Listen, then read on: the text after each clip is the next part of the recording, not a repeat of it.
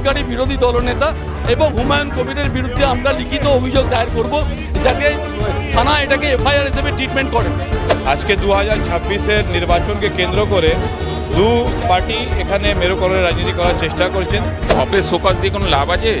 যখন হিন্দুদের নিয়ে বক্তব্য রাখলো 70%কে 30%কে কাকে কেটে কোথায় ভাসিয়ে দেবে এত গল্প যখন দিল, তখন কেন তাকে দল থেকে বার করে দেয়নি লাথি মেরে? জানেন যেভাবে শুভেন্দু অধিকারী এবং হুমায়ুন কবির সাম্প্রদায়িক মেরুকরণের চেষ্টা করছেন, তার বিরুদ্ধে আজকে আমরা ভবানীপুর থানায় একটা অভিযোগ করতে এসেছি।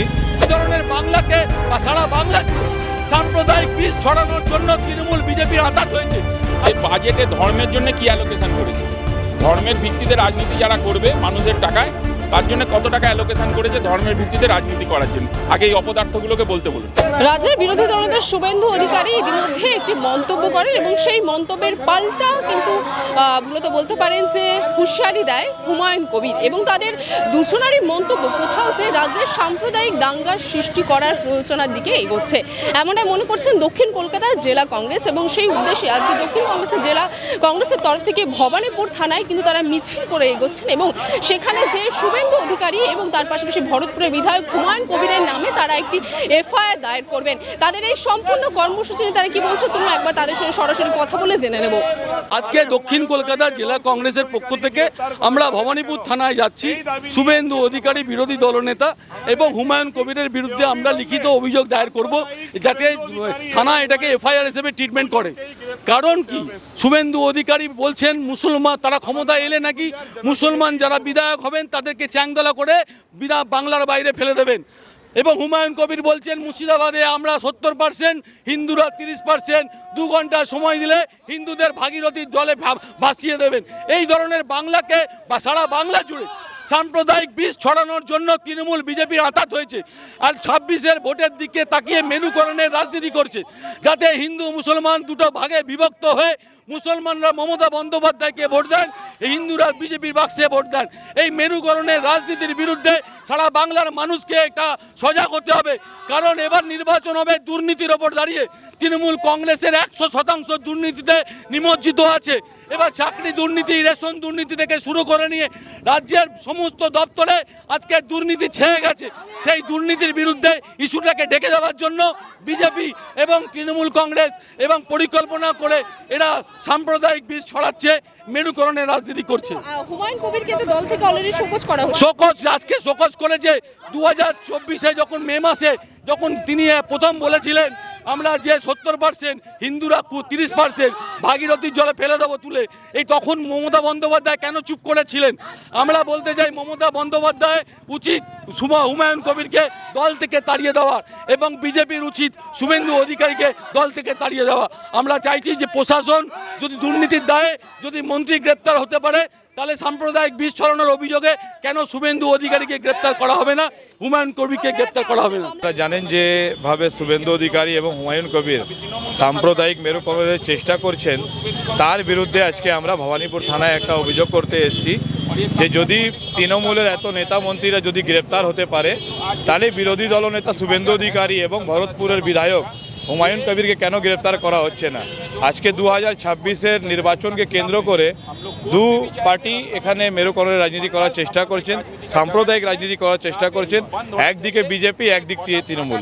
তাই আজকে আমরা যোগুবাবু মায়ার মোড় থেকে আজকে আমরা জুলুস নিয়ে ভবানীপুর থানায় এসেছি। আমাদের একটাই অভিযোগ যে অবিলম্বে শুভেন্দু অধিকারী এবং ভরতপুরের এমএলএ হুমায়ুন কবিরকে গ্রেপ্তার করতে হবে।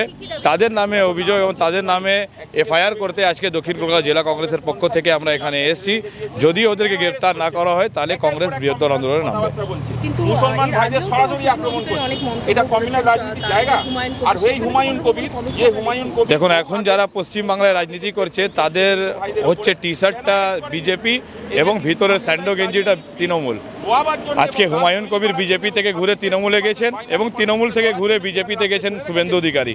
এখন পশ্চিমবাংলায় রেস চলছে যে কে কত বড় সাম্প্রদায়িকের কথা বলতে পারে, কে কত বড় মেরুকরণের রাজনীতি করতে পারে, কে কত বড় নেতা। বিজেপি এবং তৃণমূলের সেই রেস চলছে। সেই রেসে এগিয়ে থাকার জন্য শুভেন্দু অধিকারী বারে বারে এইভাবে কথা বলছেন। তাকে কেন কোণঠাসা করা হচ্ছে না, কেন তাকে গ্রেপ্তার করা হচ্ছে না? মমতা ব্যানার্জির তৃণমূল এবং তৃণমূলের মুখপাত্ররা কেন শুভেন্দু অধিকারীর বিরুদ্ধে রাস্তায় নামছেন না? আপনারা আসবেন, মমতা ব্যানার্জির সাহারায় এই কথাগুলো শুভেন্দু অধিকারী বলে যাচ্ছেন, তাই আমাদের এই আন্দোলনটা। ঢপে শোকজ দিয়ে কোনো লাভ আছে? যখন হিন্দুদের নিয়ে বক্তব্য রাখলো 70%কে 30%কে কাকে কেটে কোথায় ভাসিয়ে দেবে এত গল্প যখন দিল, তখন কেন তাকে দল থেকে বার করে দেয়নি লাথি মেরে? তাকে লাথি মেরে দল থেকে বার করে দেওয়া উচিত ছিল। তারপরে তো প্রমাণ দিত জনতার কাছে। এখন এটাকে স্পন্সরশিপ লাগানো হয়েছে পশ্চিমবঙ্গে ধর্মকে কেন্দ্র করে, কে হিন্দু কে মুসলমান, অথচ পশ্চিমবঙ্গে হিন্দুও বেকার মুসলমানও বেকার রাস্তায় ঘুরে বেড়াচ্ছে। এটা কারুর দেখার সময় নেই।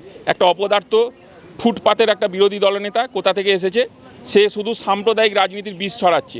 এই তৃণমূলের প্রশাসনের ক্ষমতা নেই, এই পুলিশের ক্ষমতা নেই সেই শুভেন্দু অধিকারীকে অ্যারেস্ট করা। কেন অ্যারেস্ট করার ক্ষমতা নেই?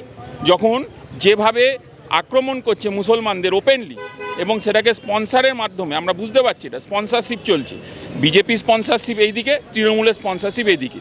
আমার প্রশ্ন এই প্রশাসনের কাছে, যে প্রশাসনের নিরপেক্ষ ভূমিকা পালন করা দরকার, যে পশ্চিমবঙ্গের মাটিতে সাম্প্রদায়িক উস্কানিমূলকের মাধ্যমে যারা রাজনীতি করছে তাদেরকে কেন অ্যারেস্ট করা হবে না? হেড স্পিচ দিচ্ছে, অ্যারেস্ট করা হবে না? এটা কি চলছে? পশ্চিমবঙ্গের মাটিটাকে কি ঘেঁটে দিতে চাইছে এই রাজনীতির নাম করে? মানে 26 আসছে, বাইনারি করো, হিন্দুকে মুসলমানকে এসব বোঝানোর চেষ্টা করো। কাজ, কর্মসংস্থান, স্বাস্থ্য, শিক্ষা সব ডকে উঠে গেছে। এখন এই হিন্দু মুসলিম ছাড়া আর কোনো বক্তব্য নেই।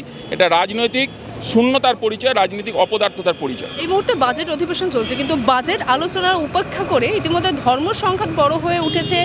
শুধুমাত্র যে রাজ্যের প্রধান বিরোধী দল তা নয়, রাজ্যের শাসক দলের তরফ থেকেও এই নিয়েই কথাবার্তা হচ্ছে বিধানসভায়। তাহলে এদেরকে বলুন যে বাজেটে ধর্মের জন্য কি অ্যালোকেশন করেছে, ধর্মের ভিত্তিতে রাজনীতি যারা করবে মানুষের টাকায়, তার জন্য কত টাকা অ্যালোকেশন করেছে ধর্মের ভিত্তিতে রাজনীতি করার জন্য। আগে এই অপদার্থগুলোকে বলতে বলুন। আচ্ছা দাদা, ইতিমধ্যে আপনারা তো রয়েছেন ভবানীপুরে, এসেছেন এফআইআর দায়ের করতে, কিন্তু কিছুদিন আগে শুভেন্দু অধিকারী তিনি তো হুঁশিয়ারি দিয়েছেন এই ভবানীপুর থেকে তিনি বিধানসভায় লড়বেন। দেখুন মশাই, একটা খুব ওই শুভেন্দুবাবুকে বলতে চাই, আপনারা এখানে আসুন আর আমরা আপনাদের তাড়া করানোর ব্যবস্থা করব, কোনো অসুবিধা নেই আমাদের। 2021-2024-এ মমতা বন্দ্যোপাধ্যায় এবং নরেন্দ্র মোদী যেভাবে সাম্প্রদায়িক বিষ ছড়িয়ে ভোটের মেরুকরণ করেছিল, 2026-এর ভোটে আবার মেরুকরণের প্রচেষ্টা শুরু হয়ে গেছে। একদিকে মমতা বন্দ্যোপাধ্যায় হুমায়ুন কবিরকে নামিয়ে দিয়েছে মুসলমান ভোট কনসোলিডেট করার জন্য, ওদিকে বিজেপি শুভেন্দু অধিকারীকে নামিয়েছে হিন্দু ভোট কনসোলিডেট করার জন্য। আপনারা দেখে রাখবেন যে হুমায়ুন কবির যখন বলেছিল মুর্শিদাবাদে দাঁড়িয়ে আমরা 70%, হিন্দুরা 30%, যদি মনে করি 2 ঘন্টা সময় দেয় পুলিশ, তাহলে আমরা 2 ঘন্টার মধ্যে কেটে আমরা ভাগীরথীর গঙ্গায় ভাসিয়ে দেবো।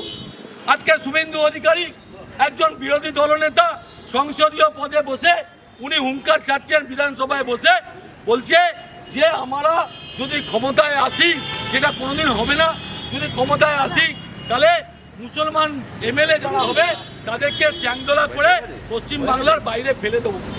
আজকে রীতিমতো শুভেন্দু অধিকারী গেরুয়া ঝান্ডা নিয়ে আজকে সারা বাংলা জুড়ে সাম্প্রদায়িক বিষ ছড়াচ্ছে।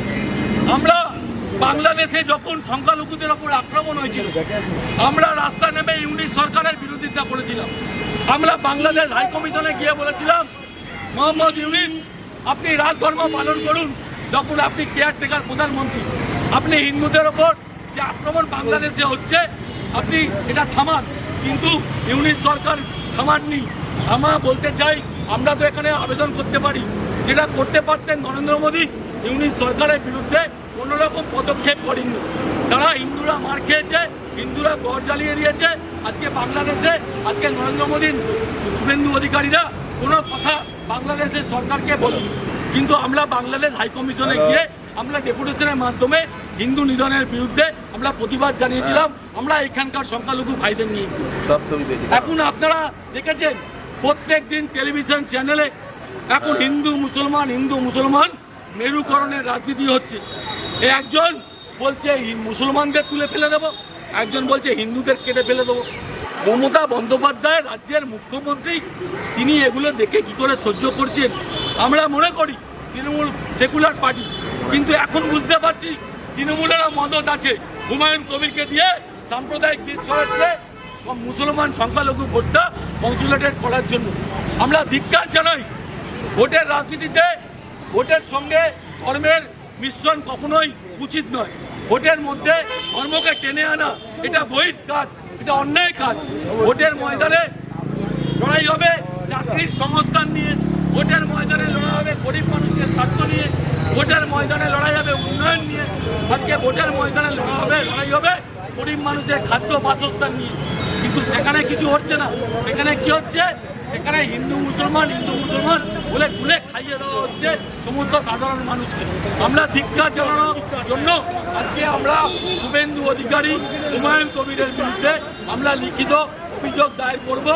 অবিলম্বে মমতা বন্দ্যোপাধ্যায়ের কাছে আমাদের দাবি, অবিলম্বে শুভেন্দু অধিকারী এবং হুমায়ুন কবিরকে এবং যারা সাম্প্রদায়িক বিষ ছড়াবেন তাদেরকে গ্রেপ্তার করে দৃষ্টান্তমূলক শাস্তি দিতে হবে।